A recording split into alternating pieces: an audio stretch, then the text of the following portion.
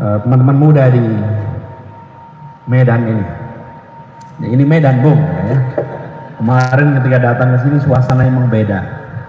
Teman-teman sekalian, kita mau bicara tentang anak muda. Saya tidak akan bicara banyak. Jadi saya usul kita lebih banyak berdiskusi. Saya mau sedikit saja. Sesudah itu silakan teman-teman menyampaikan pikiran, pertanyaan. Nanti insya Allah kita jawab. Nah, yang unik dari anak muda adalah dia punya masa depan lebih panjang daripada masa lalu. Lebih panjang masa lalu, bukan soal hitungan harinya, tapi pandangannya. Kalau orang tua menuliskan biografi, kalau anak muda yang menuliskan rencana masa depan, itulah anak-anak muda. Karena itu anak muda selalu melihatnya ke depan. Kalau ada orang yang lebih banyak bercerita tentang masa lalu, walaupun hitungan usianya masih kecil, sesungguhnya dia sudah tua.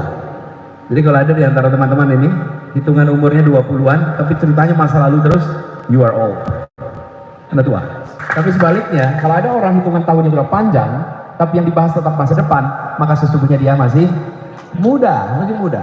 Nah, yang berada di sini adalah anak-anak yang kelihatan ke depan. Nah, saya melihat teman-teman ke depan, kita punya tradisi yang luar biasa tentang peran anak muda. Anak muda itu bawa kebaruan. Anak muda itu punya keberanian. Dan anak muda itu punya perspektif yang unik terhadap semua hal. Disitulah keunikannya anak-anak muda. Karena itu ketika anak-anak muda itu memilih untuk sibuk, memilih untuk berkiprah, ini anak-anak muda ini sedang menyiapkan masa depan. Jadi teman-teman di sini, kalau ada anak muda yang sibuk, waktunya habis untuk kegiatan, apapun kegiatannya, maka kita boleh pandang, ini adalah stok pemimpin kita di masa depan. Ya. Tapi kalau dia longgar, ini bukan stok pemimpin ke depan. Pemimpin ke depan ini orang-orang yang pada sibuk dengan segala macam aktivitasnya. Yang OSIS mana di sini? Yang OSIS SMA. Yang mahasiswa? Yang mahasiswa. Buat teman-teman mahasiswa, OSIS ini aktivis-aktivis yang harus bisa, kalau dalam pengalaman kami, saya dulu aktif di OSIS, aktif di mahasiswa juga aktif, dan dari pengalaman tentang aktivitas itu, bekal itu dirasakan manfaatnya kemudian hari. Pada saat aktifnya yang dapat cuma lelahnya aja, sibuknya saja. Tetapi sesungguhnya pengalaman ketinggalan saja, ketinggalan pelajaran tuh. Anda, ini hari Sabtu sih, kadang-kadang ikut aktivitas hari sekolah, kehilangan pelajaran, ketinggalan di antara teman-teman yang lain. Ketinggalan itu saja, itu adalah sebuah problem yang nanti kemudian akan kita hadapi di masa pasca belajar. Jadi buat teman-teman semua di sini, saya ingin sampaikan pada semuanya, terima kasih. Terima kasih Anda memilih repot, terima kasih Anda memilih aktif, terima kasih Anda memilih untuk menghabiskan waktu untuk bergerak mengembangkan kepemimpinan Anda ke depan. Nah, nanti suatu saat Anda akan ambil manfaatnya. Saya ingin berpesan, jangan sampai aktif di luar kelas, dalam kelasnya tidak aktif. Jangan sampai juga aktif dalam kelas, luar kelasnya tidak aktif. Dua-duanya aktif. Jadi kalau aktif itu jangan aktif di luar kelas saja, tapi juga di dalam kelas. Dua-duanya dapat.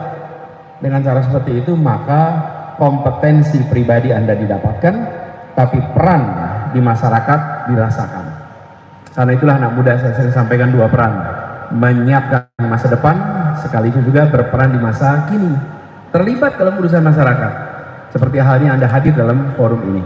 Jadi teman-teman sekalian, saya dengan senang hati berdiskusi lebih jauh. Kakak Willy, kalau boleh kita berikan kesempatan, silahkan bertanya bebas, diskusi bebas, nanti kita akan saling tukar pikiran, saling belajar di forum ini. Terima kasih.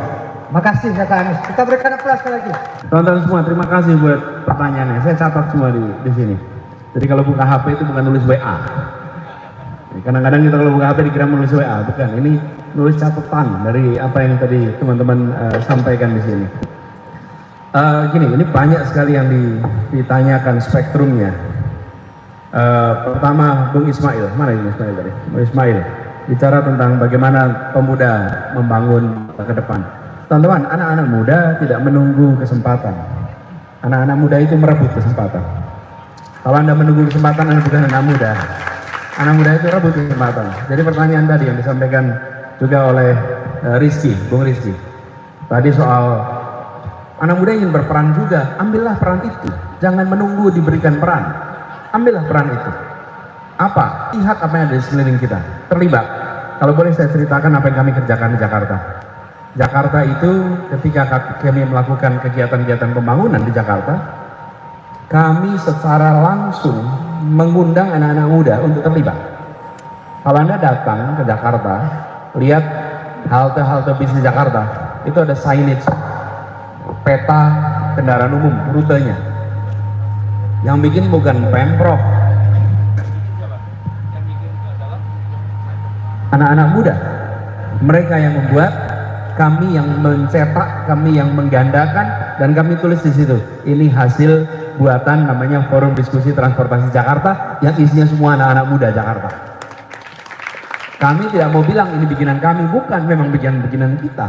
Yang punya ide adalah anak-anak muda. Nah, itu sebabnya waktu kita bertugas di Jakarta, saya sebut kota ini kota kolaborasi. Saya ajak semuanya turun tangan, yuk terlibat langsung. Terlibat langsung. Kenapa? Karena saya pernah merasakan berada di posisi Anda. Waktu itu kita melihat, ini kita mau berperan, yuk kita tawarkan. Jadi kami membuka, silahkan yang berperan. Nah, buat teman-teman semua, lihat apa yang peran bisa dimainkan di sini. Kalau peran Anda itu, misalnya Anda menyaksikan sebuah pengelolaan pemerintahan, Anda menyaksikan kondisi masyarakat yang di situ ada ruang untuk Anda berperan, Anda ambil. Anda ambil. Dan tidak selamanya yang namanya peran itu politik. Saya beri contoh, teman-teman. Saya tadi malam ketemu dengan beberapa orang mahasiswa yang mengelola namanya Sumatera Utara Mengajar. Ya, di mana anak-anak mahasiswa dikirim ke pelosok Sumatera Utara selama 2 minggu. Itu turun tangan nyata itu. Memilih 2 minggu berada di kampung-kampung, mengajari adik-adiknya, saudara sebangsanya, apapun yang Anda bisa ajarkan. Jadi yang disebut sebagai peran itu tidak hanya dalam urusan politik, tapi juga urusan-urusan yang lain. Jadi teman-teman sekalian, lihat lingkungan, ambil peran itu. Dan kalau Anda disebut pemimpin muda, ada orang yang mengambil peran. Seseorang disebut pemimpin bila apa? Apa karakternya pemimpin itu? Wibawa, apa lagi? Hah? Jujur, apa lagi? Apa? Hah? Bijaksana, apa lagi? Tegas, apa lagi? Fatonah, oke, amanah, tabligh, sidik. Apa lagi? Berani ambil risiko, apa lagi? Saya mau tanya teman-teman, kalau ada orang berani ambil risiko, dia bisa disebut pemimpin tidak? Kalau ada orang berwibawa, dia bisa disebut pemimpin tidak? Enggak. Kalau Anda jujur, Anda disebut pemimpin tidak?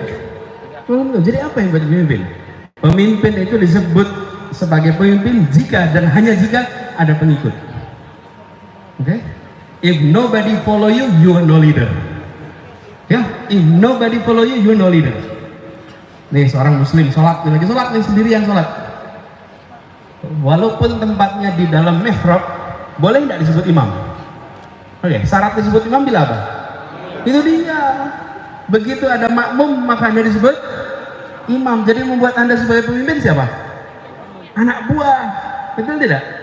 Jadi ketika Anda menyaksikan peran, Anda disebut berperan bila apa? Bila Anda secara gagasan, kerja, melakukan terobosan, orang lain mau ikut, Anda jadi pemimpin. Jadi ketika Anda memimpin, itu bukan karena punya jabatan. Nah, ini juga komentar untuk yang tadi adik kita dari SMA, namanya Ziva, ya, Ziva tadi menyebut saya menjabat sekretaris OSIS. Anak muda jangan jadi pejabat. Anak muda jadilah orang yang pegang tanggung jawab. Kak, saya sedang bertanggung jawab sebagai sekretaris. Jangan bilang pejabat, oke? Okay? Pejabat itu nanti orang-orang tua aja yang kasih pejabat. Okay? Saya adalah orang yang sedang bertanggung jawab. Jangan sebut diri sebagai sedang menjabat, bukan.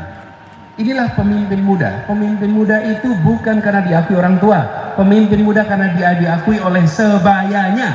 Karena itu Anda disebut sebagai pemimpin muda. Oke? Jadi buat teman-teman semua di sini, ambil peran itu, nanti otomatis Anda akan berkontribusi dan Anda diakui sebagai pemimpin. Kan orang-orang sekitar Anda nanti akan mengakui kepemimpinan Anda. Kalau orang diakui kepemimpinan oleh orang tua, itu namanya pejabat muda.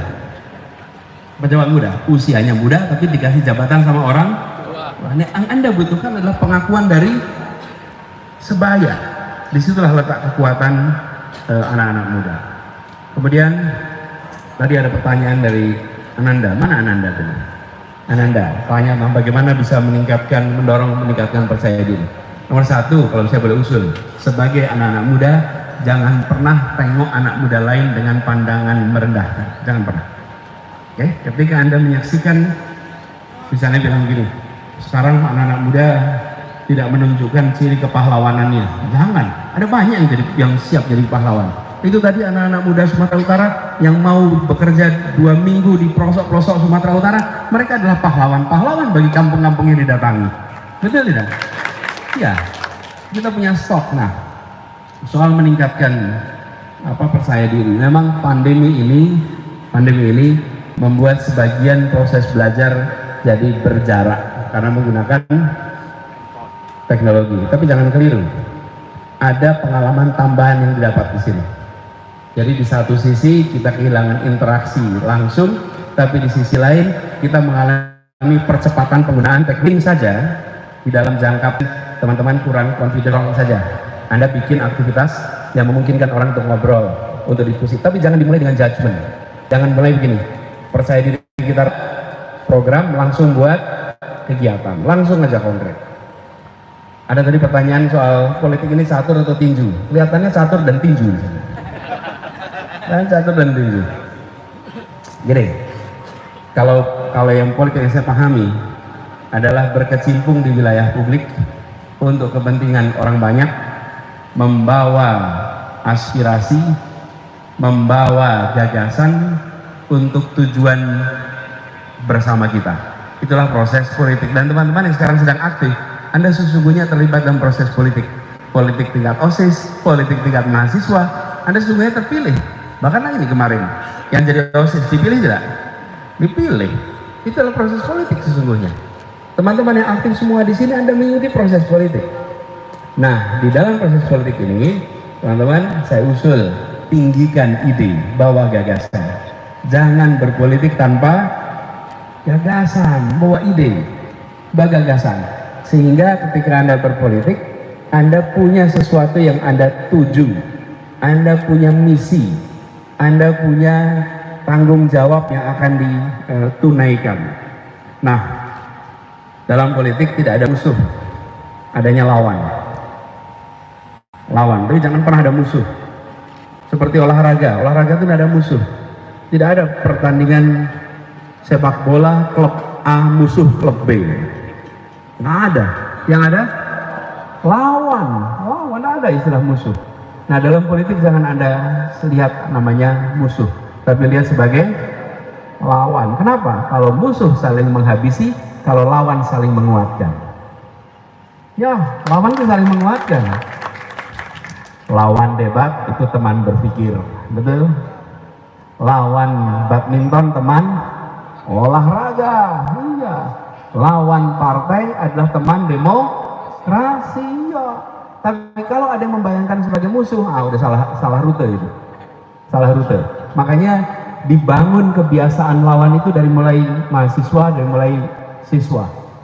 Bagi mereka yang pernah terlibat gerakan mahasiswa, yang pernah terlibat di dalam aktivitas masa muda, pasti tidak akan pernah memandang lawan politik sebagai musuh. Nah, akan pernah, karena sudah terbiasa debat, sudah terbiasa dalam kompetisi, proses politik biasa, rileks. Dan itu yang juga membuat kalau kita terima kritik, rileks. Mau zaman mahasiswa sering dikritik, dan Anda mimpin sidang coba, mimpin sidang, woi rame betul itu. Yang pegang palu kadang-kadang palunya hilang. Lagi mikir lagi kemana nih palu? Pengalaman yang pada sidang-sidang ini. penuh dengan segala macam dinamika, rileks menghadapinya.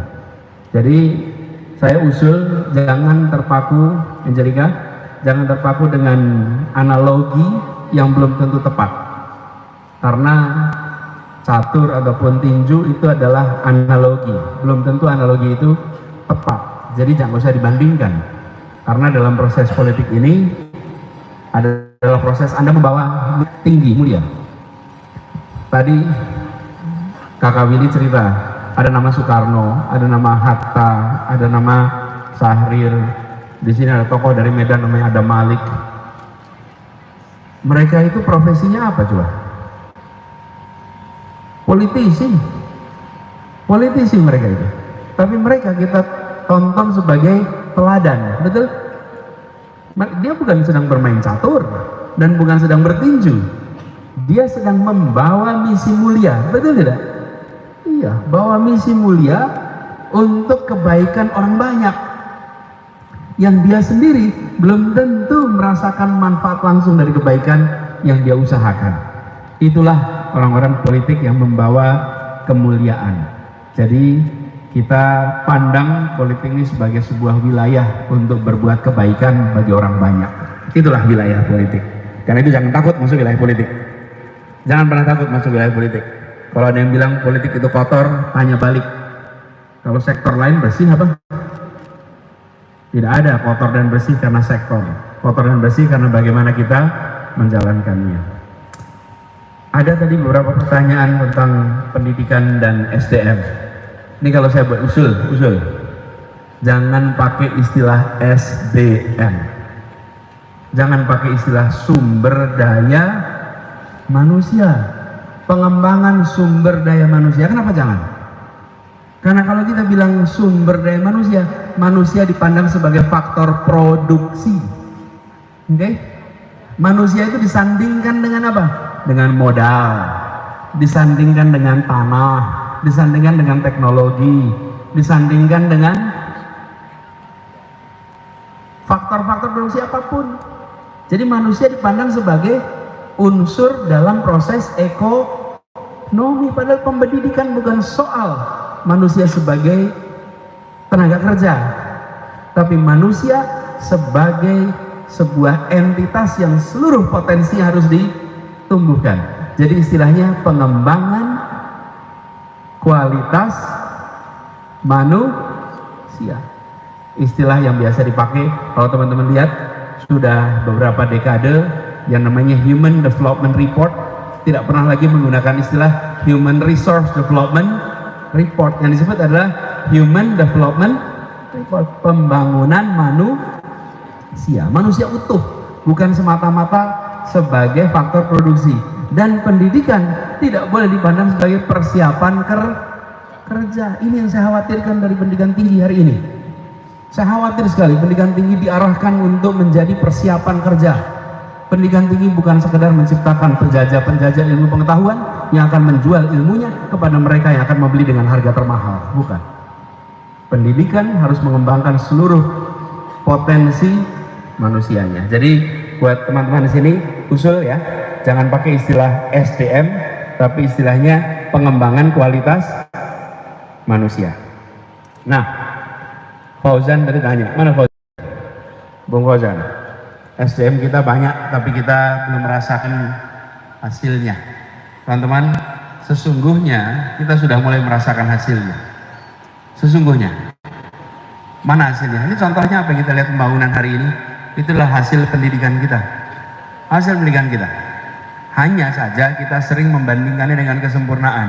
Kalau dibandingkan kesempurnaan, kita belum sempurna. Tapi kalau dirasakan hasilnya, sudah. Bayangkan Medan 30 tahun yang lalu, Medan 20 tahun yang lalu, Indonesia 30 tahun yang lalu. Itu kita mengalami perubahan lewat apa? Lewat kualitas manusia. Orang tua kita. Teman-teman coba cek. Generasi kakek kita banyak yang tidak melek huruf Latin. Lalu generasi orang tua ayah kita mulai melek huruf Latin. Di bawahnya seperti kita sudah tidak lagi berbicara melek huruf. Itu sesungguhnya kita sudah merasakan ada perubahan. Nah, kita ingin agar perubahan ini bisa lebih cepat lagi. Karena itu buat anak-anak muda, yang kita ingin siapkan lebih jauh adalah pendidikan yang memberikan kesempatan untuk mengembangkan potensinya, seluruh potensinya. Dan kalau itu disiapkan, rasanya Indonesia akan bisa maju lebih cepat lagi.